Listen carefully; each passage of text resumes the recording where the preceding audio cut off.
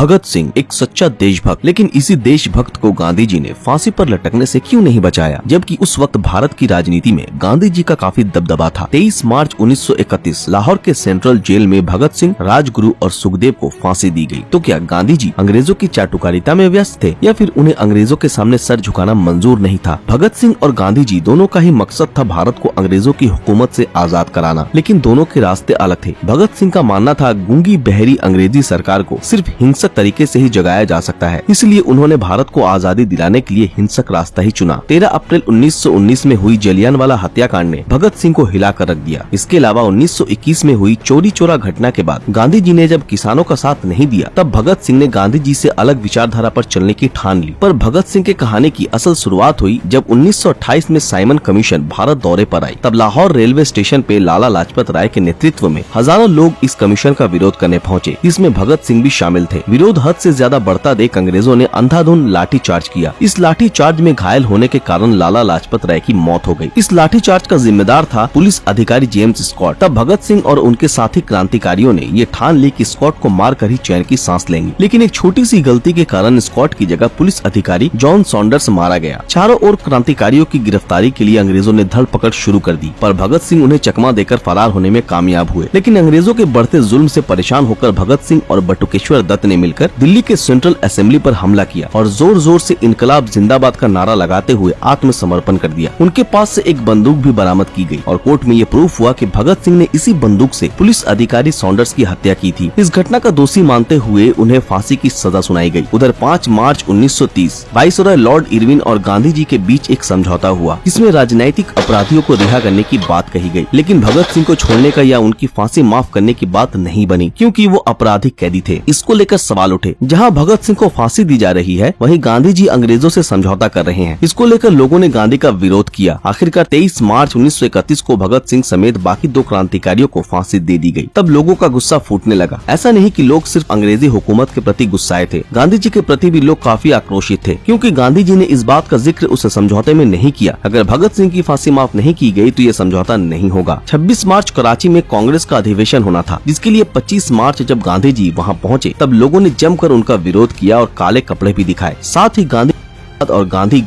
के नारे भी लगे। नेताजी और कांग्रेस के कई बड़े नेताओं ने भी उनका विरोध किया, क्योंकि उनका ऐसा मानना था अगर अंग्रेजी सरकार भगत सिंह की फांसी माफ नहीं करने वाली थी तो ये समझौता करने की जरूरत नहीं थी। विरोध को देख गांधी जी ने इस पे अपना पक्ष रखा। भगत सिंह की इस बहादुरी के लिए हमारे दिलों में भरपूर सम्मान है, लेकिन मुझे ऐसा तरीका चाहिए जिसमें खुद को निछावर करके आप दूसरों को नुकसान न पहुँचाए। गांधी जी ने कहा, मुझे मालूम था समझौते में फांसी रोकने की शर्तें नहीं थी। किसी चोर, डाकू या खूनी को भी सजा देना मेरे धर्म के खिलाफ है। मैं भगत सिंह को नहीं बचाना चाहता था, ये सरासर गलत इल्जाम है। मैंने आखिरी दम तक वाइसरॉय को समझाने की कोशिश की। 23 मार्च फांसी के दिन सुबह गांधी जी ने वाइसरॉय इरविन को एक चिट्ठी लिखकर भगत सिंह की फांसी को टालने की अर्जी की। लोगों का कहना है कि गांधी जी ने सजा टालने की अर्जी की, जबकि उन्हें तो सजा माफ कराने की अर्जी देनी चाहिए थी। अब सवाल ये है कि क्या ऐसा मुमकिन था? उस वक्त हम अंग्रेजों के गुलाम थे। भगत सिंह पर पुलिस अधिकारी सॉन्डर्स की हत्या का आरोप था। अंग्रेज ये चाहते थे कि इन तीनों को दी गई सजा सारे युवा क्रांतिकारियों के दिल में डर पैदा करे, और अगर किसी ने भी अंग्रेजी हुकूमत के खिलाफ आवाज उठाई तो उन्हें भी बख्शा नहीं जाएगा। इन तीनों के खिलाफ अंग्रेजों के आक्रोश की एक और वजह थी, ये तीनों माफी की अर्जी के खिलाफ थे। भगत सिंह खुद अपनी सजा माफी की अर्जी देने को तैयार नहीं थे। जब उनके पिता ने सजा माफ करने की अर्जी लगाई, तब भगत सिंह ने पत्र लिखकर इसकी कड़ी निंदा की। गांधी जी के मुताबिक अगर लोगों को मारकर खुद का नाम बनाने की प्रथा शुरू हो गई तो लोग एक दूसरे के कत्ल में न्याय ढूंढेंगे। हिस्टोरियंस के मुताबिक गांधी जी ने भगत सिंह की फांसी माफ करने के लिए अंग्रेजी सरकार पर किसी भी तरह का दबाव डाला था, इसका कोई प्रमाण नहीं मिलता। मतलब वाइसरॉय और गांधी जी के बीच जो समझौता हुआ उसमें भगत सिंह की फांसी के मुद्दे को गैर जरूरी समझा गया। भगत सिंह की बहादुरी को सपोर्ट करने के बावजूद भी गांधी जी ने उनके चुने रास्ते को गलत और गैर कानूनी बताया। वैसे तो भगत सिंह की फांसी को रोका नहीं गया, पर 23 साल के भगत सिंह, राजगुरु और सुखदेव ने हंसते हंसते देश के लिए फांसी के फंदे को गले लगा लिया। देश के ऐसे वीर साहसी क्रांतिकारियों को हम दिल से सलाम करते हैं।